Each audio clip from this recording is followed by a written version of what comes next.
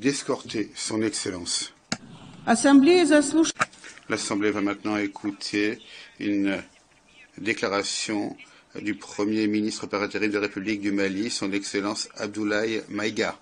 Je prie le protocole d'escorter son Excellence. J'ai le plaisir de souhaiter la bienvenue au Premier ministre par intérim de la République du Mali, son Excellence Abdoulaye Maïga. Je l'invite à s'exprimer devant l'Assemblée.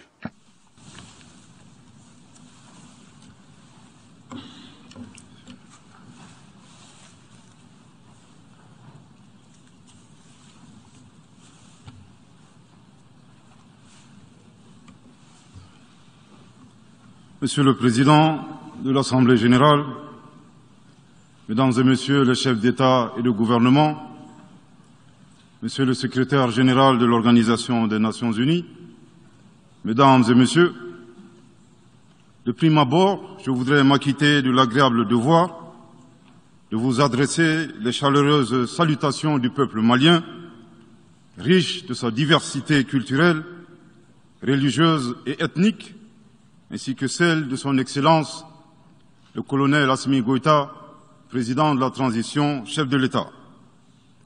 Monsieur le Président, votre brillante élection à la présidence de cette 77e session de l'Assemblée générale et la fin des travaux de la 76e session de l'Assemblée générale, brillamment conduit par votre prédécesseur, son Excellence M. Abdullah Shahid, de la République des Maldives, m'offre l'heureuse occasion d'adresser à vos Excellences les chaleureuses félicitations de tout le Mali.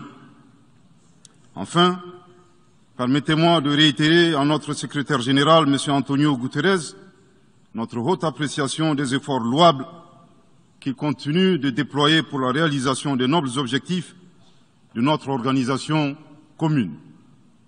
Nous sommes convaincus que vous êtes un ami du Mali et du Sahel. L'amitié reposant sur la sincérité, souffrez que je vous exprime mon profond désaccord suite à votre récente sortie médiatique, au cours de laquelle vous prenez position et vous exprimez sur l'affaire des 46 mercenaires ivoiriens, qui est une affaire bilatérale et judiciaire entre deux pays frères. C'est évident que la qualification judiciaire des infractions liées à cette affaire ne relève pas des attributions du secrétaire général des Nations unies. Au Mali, notre administration ne travaille pas sur la base de l'oralité ni de déclarations par voie de presse. Par conséquent, nous nous en tenons scrupuleusement à la note verbale de la MINUSMA, la mission des Nations unies pour la stabilisation au Mali, référence MINUSMA bar PROT bar NV bar 226 bar 2022 du 22 juillet 2022, dans laquelle il ressort clairement qu'il n'existe pas de lien entre les 46 mercenaires et les Nations unies. Les récentes synchronisations des actions et l'harmonisation des éléments de langage consistant à faire passer le Mali, mon pays, de statut de victime à celui de coupable dans cette affaire des mercenaires sont évidemment sans effet.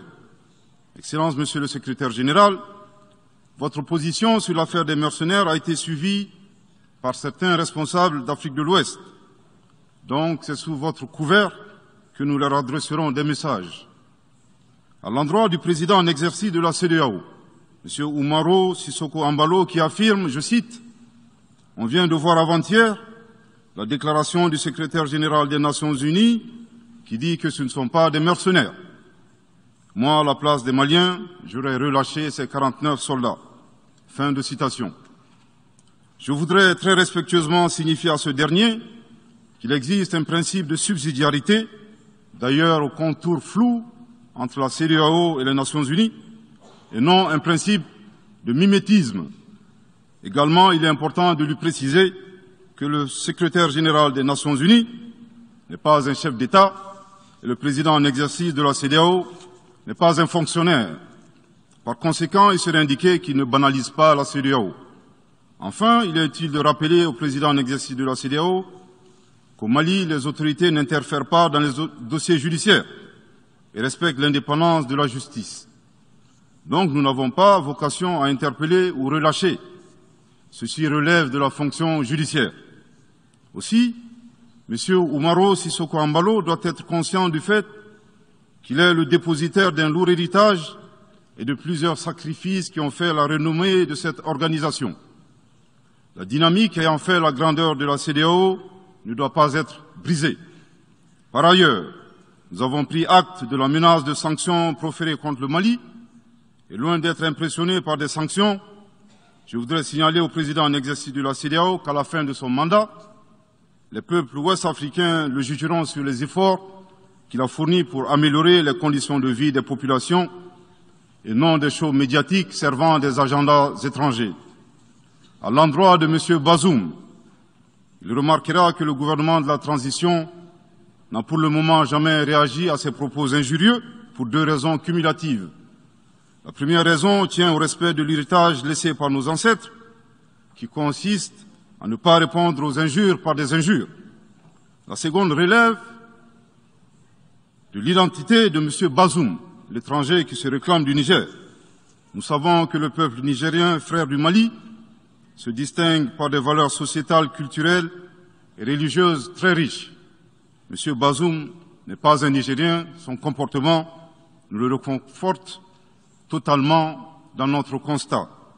Excellence, Monsieur le Secrétaire général, le Mali tirera toutes les conséquences de droit de vos agissements. Devant Dieu et en leur âme et conscience, nous demandons à ceux qui refutent notre version d'indiquer s'ils accepteront que les militaires ayant dissimulé leurs identités en mettant sur leur passeport qu'ils sont peintres, maçons, etc., avec des armes débarquent dans leur aéroport sans que le pays de destination n'ait été au préalable informé et dans le dessein funeste de déstabiliser ce pays. S'ils ne l'acceptent pas en tant qu'État, si cela n'est pas possible à Lisbonne ou ailleurs, le Mali non plus ne l'acceptera pas en tant qu'État et ce ne sera pas non plus possible à Bamako ou dans une autre localité malienne. Monsieur le Président, une nouvelle ère des solutions porteuses de changement pour relever des défis interdépendants. Thème de cette 77e session de l'Assemblée générale suscitera l'espoir de meilleurs jours pour le Mali, à la condition que le bilan sans complaisance de l'ancienne ère soit établi, que les enseignements soient tirés et que les recommandations objectives soient formulées. Une fois cet état franchi, je ne doute pas qu'à travers notre action collective, nous réussirons à pacifier les multiples foyers de tension dans le monde, mais aussi à promouvoir un développement harmonieux et lutter efficacement contre les pandémies, la dégradation de l'environnement et le réchauffement climatique, les inégalités et les politiques de domination et de prédation des ressources. Depuis le mois d'août 2020, le Mali, mon pays, se trouve dans un processus de transition qui prendra fin le 26 mars 2024 par le transfert de pouvoir aux autorités élues. D'ici à cette échéance et conformément aux recommandations des assises nationales de la refondation, les autorités de la transition se sont engagées dans 2 chronogrammes convenus avec la CEDEAO à faire des réformes politiques et institutionnelles avant d'organiser des élections dont l'objectif ultime est de refonder l'État malien, afin qu'il réponde aux aspirations profondes et légitimes de notre peuple à la paix, à la sécurité, à la bonne gouvernance, au développement et à la stabilité institutionnelle durable au Mali. Dans cette perspective, je suis heureux de souligner que certaines avancées majeures ont déjà été réalisées, notamment la promulgation de la loi électorale, qui comprend entre autres la création de l'autorité indépendante de gestion des élections, dont l'installation est à un stade avancé, ainsi que la mise en place d'une commission composée d'éminentes personnalités de toutes les composantes de la société malienne, chargée de la rédaction de la nouvelle Constitution. Monsieur le Président, sur un autre plan, peu de gens savent que le Mali est le seul pays au monde dans lequel se superposent et se déroulent simultanément 4 types d'insécurité: le terrorisme, les conflits communautaires manipulés par les terroristes et leurs sponsors étatiques étrangers, la criminalité transnationale organisée et les actions violentes d'individus isolés. Parallèlement à ce processus de retour à l'ordre constitutionnel, le Mali continue de mener une lutte sans merci contre les acteurs de l'insécurité, en particulier les groupes extrémistes qui sont responsables de toutes sortes d'abus contre nos paisibles populations. En ce qui concerne le Mali, je suis heureux et fier de vous annoncer que les groupes terroristes ont été sérieusement affaiblis et la peur a même changé de camp. Cependant, ces groupes criminels gardent encore et toujours une certaine capacité de nuisance dans leur tentative désespérée de porter atteinte à notre intégrité territoriale et de terroriser nos populations. Les vaillantes forces de défense et de sécurité du Mali restent déterminées à faire face à toutes les menaces d'où qu'elles viennent. Sous l'impulsion de son Excellence le colonel Assimi Goïta, président de la transition, chef de l'État. Le gouvernement du Mali continue d'intensifier les efforts importants pour recruter, former, équiper et renforcer les capacités opérationnelles des forces de défense et de sécurité maliennes. Je dois dire ici que les actions offensives menées jusque-là ont permis à nos forces de remporter des victoires décisives contre les forces obscurantistes. Elles ont également permis à l'État de reprendre pied et de réaffirmer son autorité sur une grande partie du territoire national, ainsi que de favoriser le retour de plusieurs milliers de nos compatriotes dans leur localité d'origine. Cependant, nous savons que la solution uniquement militaire ou sécuritaire a ses limites. C'est la raison pour laquelle, en appui à l'action militaire, le gouvernement du Mali s'est doté d'une stratégie globale et intégrée, comprenant des mesures politiques, sociales, de développement, y compris la fourniture des services sociaux de base à nos populations, durement affectées par la crise multiforme que nous traversons depuis janvier 2012, avec comme objectif la restauration de l'autorité de l'État sur l'ensemble du territoire national. Dans cette dynamique, le gouvernement du Mali a approuvé le 24 août dernier la stratégie nationale de stabilisation des régions du centre et son plan d'action 2022-2024. Cette stratégie traduit la volonté des autorités de la transition d'avoir une approche holistique de la stabilisation des régions du centre. Elle vise à faire du centre une zone stable et prospère où les communautés sont réconciliées et vivent en harmonie avec leurs voisins. Parallèlement, la mise en œuvre diligente et intelligente de l'accord pour la paix et la réconciliation au Mali, issu du processus d'Alger, demeure une priorité stratégique des autorités de la transition. En tant qu'instrument pacifique de résolution durable de crise que traverse le Mali dans sa partie nord. Je dois dire que je suis particulièrement heureux des conclusions de la deuxième réunion de niveau décisionnel des parties à l'accord, tenue à Bamako du 1er au 5 août 2022. Cette importante réunion qui a regroupé les parties signataires et la médiation internationale a permis de lever certains obstacles afin de relancer le processus de mise en œuvre de l'accord. Poursuivant cette dynamique positive et progressive du processus de paix, la 6e réunion de haut niveau du comité de suivi de l'accord, CSA, s'est tenue à Bamako il y a à peine quelques semaines, le 2 septembre 2022. Cette session du CSA est un signal fort de la volonté des parties à s'engager dans une nouvelle dynamique en vue de parachever la mise en œuvre de l'accord. Je réaffirme ici notre attachement à ce processus dont la réussite demeure l'une des conditions sine qua non de la stabilité durable du Mali. C'est le lieu pour moi de saluer une fois de plus le rôle actif de l'Algérie et l'accompagnement de l'équipe de médiation internationale. Je n'oublie pas ici la situation des réfugiés maliens dans les pays voisins, que je salue au passage pour leur hospitalité à l'égard des nôtres.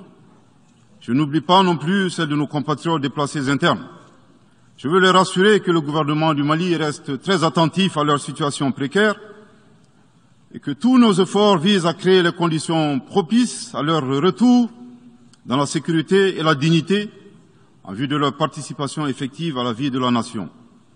Monsieur le Président, dans sa difficile quête pour la paix, la stabilité et le développement durable, le peuple malien reste reconnaissant des efforts et des sacrifices consentis par la MINUSMA, de sa création en juillet 2013 à nos jours, visant à aider le Mali à restaurer son autorité sur l'ensemble de son territoire. C'est pourquoi je tiens à rendre hommage au nom du peuple et du gouvernement malien à la mémoire de toutes les victimes maliennes comme étrangères, civiles comme militaires, tombées sur le champ d'honneur au Mali.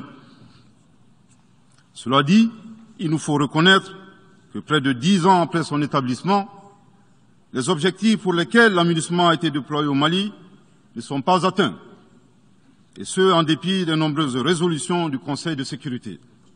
C'est pourquoi le gouvernement du Mali réitère sa demande, maintes fois exprimée, d'un changement de paradigme, d'une adaptation de l'AMINUSMA à l'environnement dans lequel elle est déployée et d'une meilleure articulation de cette mission avec les autorités maliennes.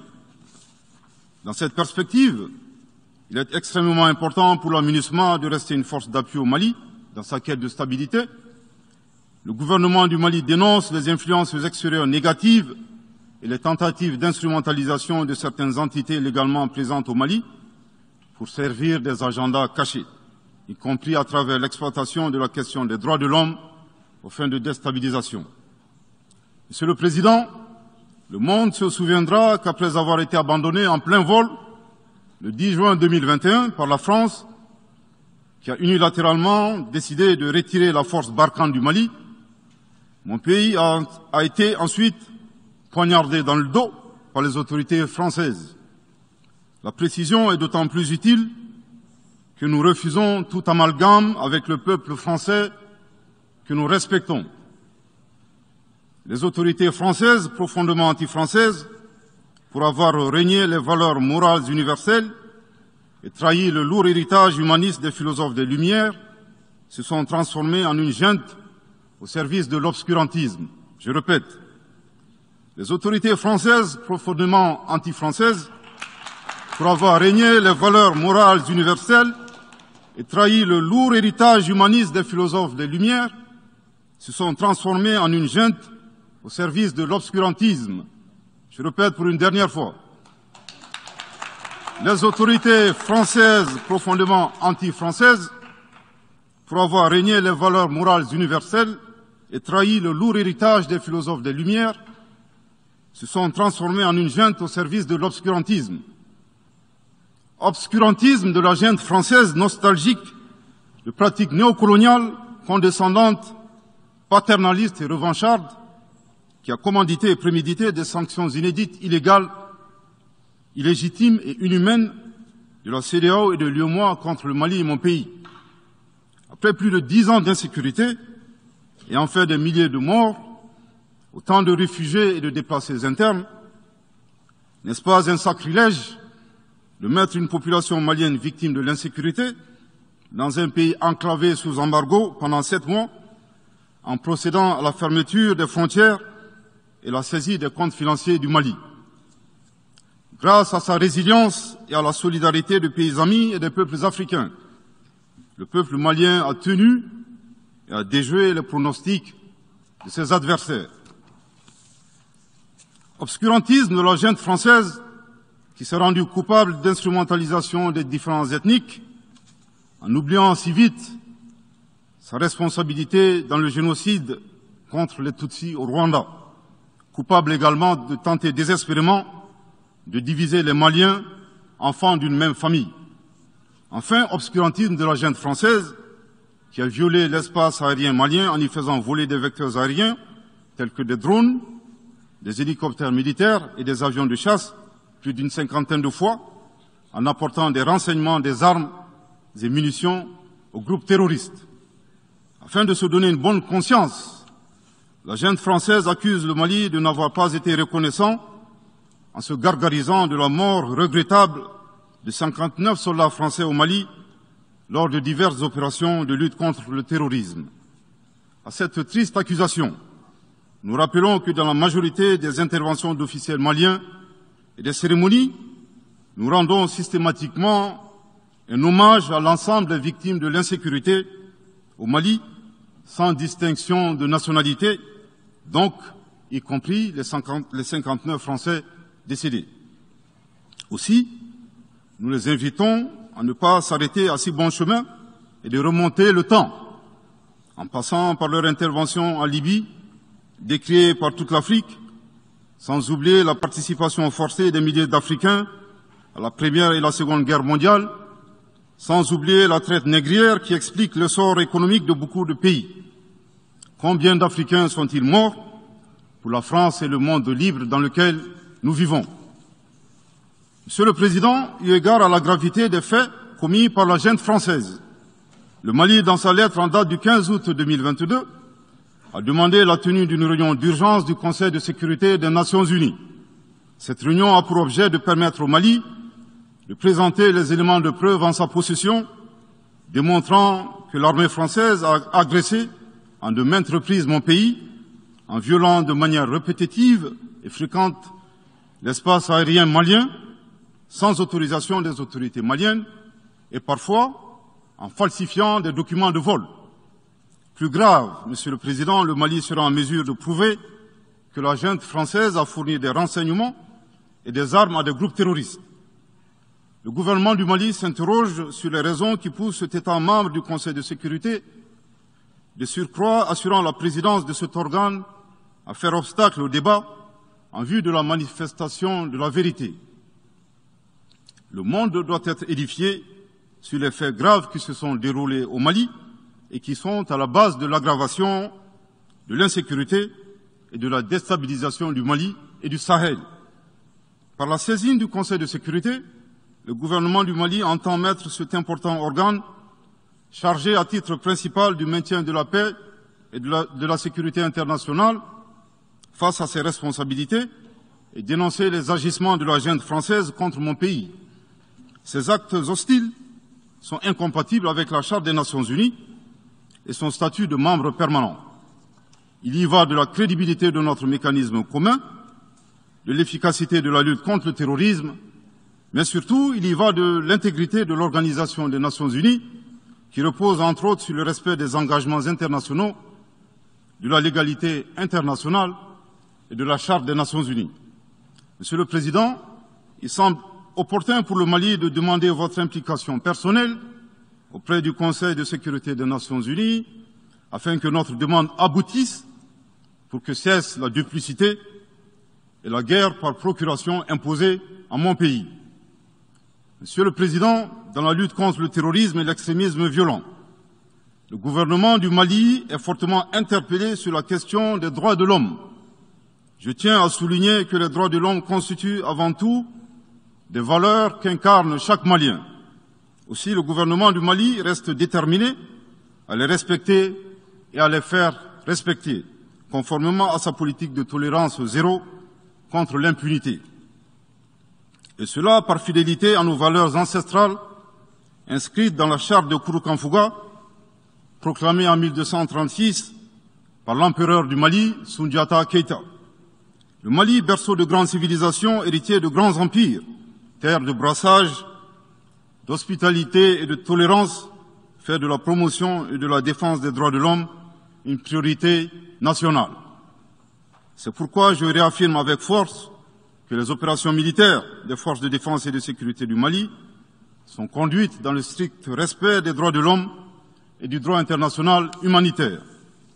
Cependant, comme je viens de le souligner, le gouvernement du Mali s'oppose avec véhémence à l'instrumentalisation de la question des droits de l'homme à des fins politiques, de positionnement, voire de chantage ou d'intimidation. De même, nous regrettons la sélectivité observée entre les droits des populations dont des villages entiers sont massacrés et rasés, qui ne suscitent presque pas d'indignation particulière, et la manipulation communicationnelle faisant passer des terroristes neutralisés sur le champ de bataille pour des civils innocents. Monsieur le Président, pour terminer, je dirais que le peuple malien a décidé de prendre son destin en main. Il soutient pleinement le gouvernement dans la refondation du Mali, ainsi que le retour à un ordre constitutionnel apaisé et sécurisé en mars 2024, à l'issue d'élections libres, transparentes et crédibles. La réalisation de ces vastes chantiers exige du gouvernement de poursuivre et d'intensifier les efforts en vue de l'amélioration continue de la situation sécuritaire dans le pays et de la protection des personnes et de leurs biens. À cet égard, je me réjouis de la tenue à Lomé, le 6 septembre dernier, de la 3e réunion du groupe de suivi et de soutien à la transition. Les conclusions de cette importante rencontre, notamment la reconnaissance des progrès réalisés par la transition et les appels lancés en faveur de la mobilisation de tous les partenaires du Mali pour consolider leur appui politique, économique, technique et financier à la République du Mali, ainsi que pour soutenir les efforts des autorités de la transition du Mali en vue d'un retour harmonieux à l'ordre constitutionnel. Je voudrais rappeler que la transition au Mali résulte de plusieurs années de dysfonctionnement de notre jeune démocratie qui a engrangé quelques résultats positifs. Malheureusement, à l'heure du bilan, les passifs sont plus importants que les actifs, d'où la survenance de la transition. Je saisis cette opportunité qui m'est offerte pour remercier chaleureusement notre respecté aîné, son Excellence le Président Alassane Dramane Ouattara, pour les sages et éclairés conseils qu'il nous a prodigués dans son allocution mémorable à cette 77e session de l'Assemblée générale des Nations unies. Je voudrais le rassurer que les autorités de la transition malienne n'ont d'autres objectifs que de faire des réformes politiques et institutionnelles avant d'organiser des élections, tout en luttant obstinément contre le terrorisme. Ces réformes permettront d'améliorer la gouvernance et toutes les dispositions seront prises pour que la démocratie malienne soit la plus enviée au monde. Dans ce chantier, nous prêterons une attention particulière au 3e mandat, qui ne sera pas possible. Le troisième mandat pour un public moins averti consiste pour un président de la République d'effectuer une manœuvre en 4 temps, en vue de conserver le pouvoir pour lui seul et son clan. Premier temps, presque en fin de second mandat, donc en principe non rééligible, il s'agit pour le président de la République sortant de déclencher une révision constitutionnelle de manière non consensuelle. Deuxième temps, au cours de cette révision constitutionnelle, le président de la République sortant modifiera quelques dispositions constitutionnelles. Troisième temps, une fois la nouvelle constitution adoptée, sur fond de crise politique naturellement, le président sortant devient candidat en violation de la limitation du nombre de mandats à 2. Sa candidature est alors justifiée par l'adoption de la nouvelle constitution et le prétexte est tout trouvé. La limitation du nombre de mandats à 2 concernait l'ancienne constitution. Par conséquent, il est candidat au regard de la nouvelle constitution adoptée. Quatrième temps, une farce électorale est organisée. Forcément, il remporte les élections et s'ensuit une chasse impitoyable aux opposants politiques, dont certains sont arrêtés, d'autres s'exilent et d'autres assassinés. Les allégeances sont obtenues grâce au pouvoir de l'argent, le clientélisme et les intimidations. Dans un langage plus simplifié et en référence à une métaphore footballistique, le 3e mandat est une magie.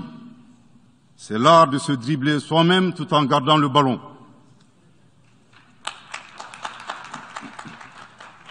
Excellence, Monsieur le Président Ouattara, vos conseils nous rappellent la triste histoire du chameau qui se moque de la bosse du dromadaire. Malgré les efforts tangibles de la transition malienne, dans la mise en œuvre des chronogrammes des réformes politiques et institutionnelles et celui des élections, salués par la communauté internationale, Madame la ministre des Affaires étrangères de la junte française, à qui le Mali n'a pourtant rien demandé, a estimé qu'il n'y avait pas eu de progrès, oubliant que nul ne peut aimer le Mali plus que les Maliens eux-mêmes. Sa position singulière et son adversité ne nous surprennent guère. Victor Hugo, dans Claude Gueux, a classé le genre humain en 2 catégories, en indiquant, je cite, qu'il y a des hommes qui sont fers et des hommes qui sont aimants. Fin de citation. Madame le ministre, dont il s'agit malheureusement, n'est ni fer, ni aimant, elle est hideusement sui generis. Devant l'incertitude et les situations étrangères, le peuple malien adopte une attitude prudente. C'est ce que l'écrivain et le sage Amadou Hampâté-Bâ met en relief en conseillant dans l'étrange destin de Wangrin que, je cite, « Si observer est une qualité, Savoir se taire préserve de la calamité. Fin de citation.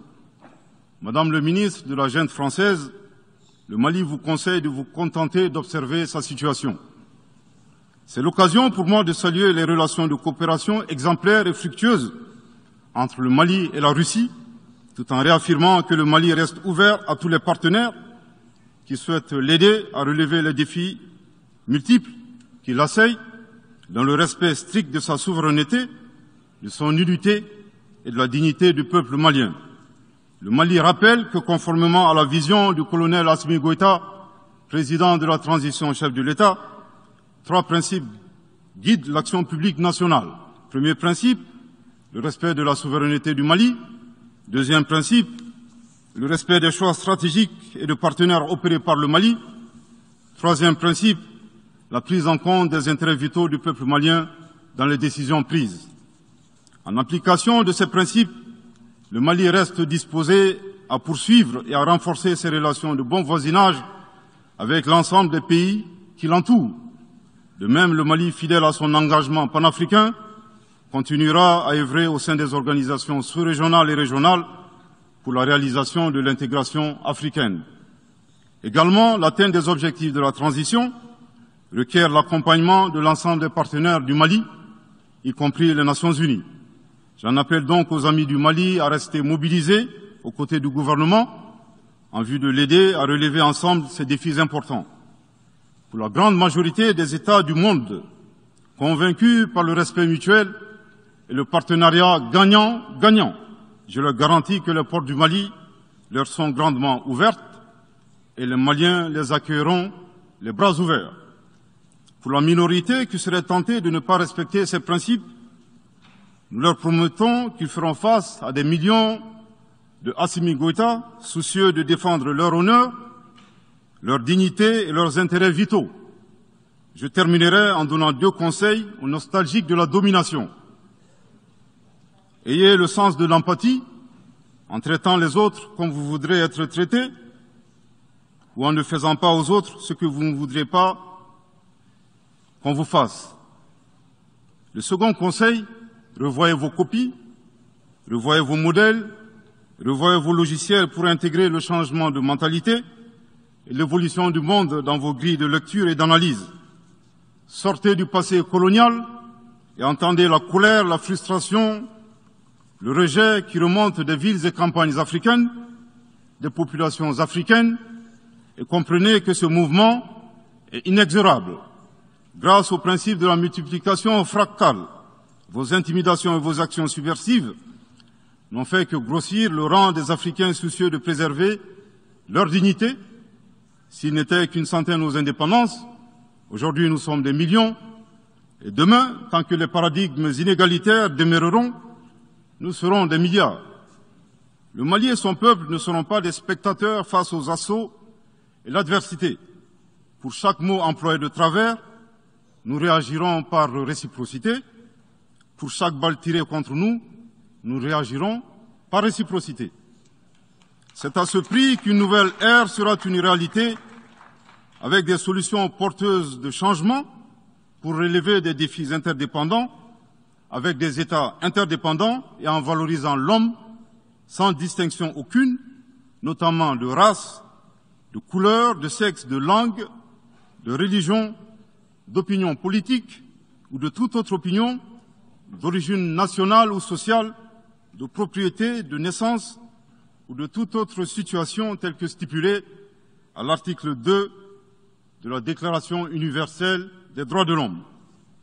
Que Dieu bénisse le Mali et préserve les Maliens des forces obscurantistes et destructrices du monde.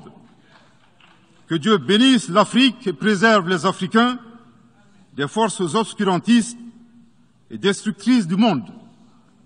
Que Dieu bénisse le monde et préserve l'humanité entière des forces obscurantistes et destructrices du monde. Je vous remercie de votre très aimable attention.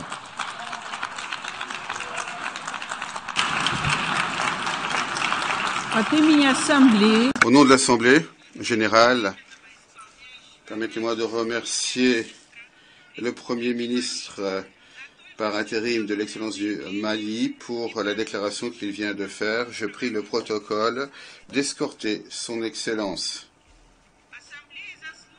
L'Assemblée va maintenant écouter la déclaration du Premier ministre et ministre de la Sécurité nationale, des Affaires juridiques et de l'Information de Saint-Vincent et les Grenadines, son Excellence Ralph Gonsalves.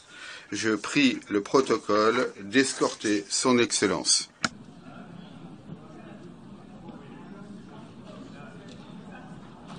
J'ai le plaisir de souhaiter la bienvenue au Premier ministre et ministre de la Sécurité nationale, des Affaires juridiques et de l'Information de Saint-Vincent et les Grenadines, son Excellence Ralph Gonsalves.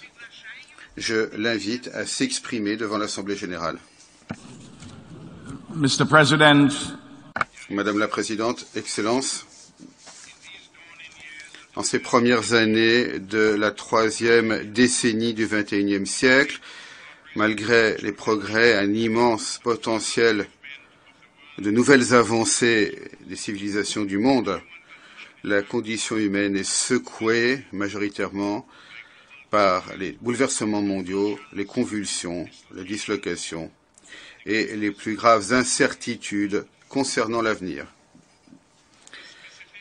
Les particularités qui ont produit de manière intriquée ce malaise, ce tumulte qui nous assaille sont bien connus. Ici, nous pouvons dire ceux qui sont centraux et urgents. Un changement climatique produit par l'homme irresponsable et dangereux, un système économique et commercial dominant, inondé de contradictions antagonistes, qui a apporté des fardeaux inacceptables pour les pauvres et les faibles d'un côté, et d'un autre côté, profite abondamment aux riches et aux forts. Des conflits qui ne sont pas nécessaires et qui sont mal avisés, des guerres déclarées comme non déclarées qui pervertissent les normes et préceptes établis du droit international et contribuent aux difficultés économiques et aux immenses souffrances de par le monde. Des crises de santé publique évitables, y compris des pandémies, et les ripostes inégales et inadaptées, et les dangereuses vanités, les glorioles illusoires et l'hubris des hommes et des femmes au pouvoir, en particulier dans les centres mondiaux de l'impérialisme et dans les chancelleries de ceux qui sont ivres de la quête d'hégémonie. Monsieur le Président, partout dans le monde, les visages des hommes et des femmes ordinaires sont tendus et anxieux. Et d'ailleurs, l'on constate de plus en plus un sentiment de désespoir. À ce stade, historiquement, les civilisations sont soit sombrées dans le barbarisme d'une sorte ou d'une autre, ou bien elles ont accepté la nécessité d'espérer à nouveau, de faire leur un nouvel espoir, ainsi que l'amour de l'humanité et une foi concrétisée en actes. Le temps est venu de faire nôtre un nouvel espoir. Cette aspiration existentielle de l'esprit et de l'âme humaine va au-delà de la simple amélioration de nos circonstances actuelles. Cette situation exige des réformes structurelles et fondamentales et une nouvelle manière de penser. Sans un nouvel espoir, c'est la profanation de notre avenir qui nous attend. De nouvelles idées représentent le socle d'un nouvel espoir. Il y a plus de 130 ans, le patriote cubain José Martí disait la chose suivante. Les armes de l'esprit